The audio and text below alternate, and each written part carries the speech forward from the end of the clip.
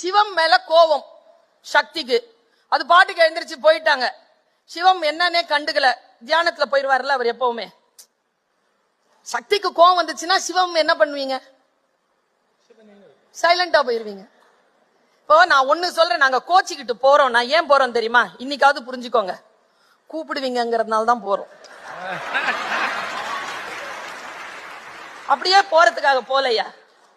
கூப்பிடவே வரலைங்க சிவன். அந்த அம்மா கடந்து ஆடுது. உடம்பெல்லாம் அருந்து அருந்து விழுது. 108 இடங்கள்ல விழுது. தொப்புள் விழுந்த இடம் காஞ்சிபுரம், தொட விழுந்த இடம் கயா, நாக்கு விழுந்த இடம் தட்சிணேஸ்வரம். 108 திருத்தலங்கள்ல விடுறா. உடம்பெல்லாம் விழுந்து சூட்சுமமா ஆடிக்கிட்டு இருக்கா. எல்லாரும் போய் கேட்கறாங்க. விஷ்ணு கிளம்புறாரு. லக்ஷ்மி சொல்லிட்டாங்க, உட்காந்துக்கோ, ரொம்ப கோவமா இருக்கு, அந்த பொண்ணு பக்கத்துல போவாது.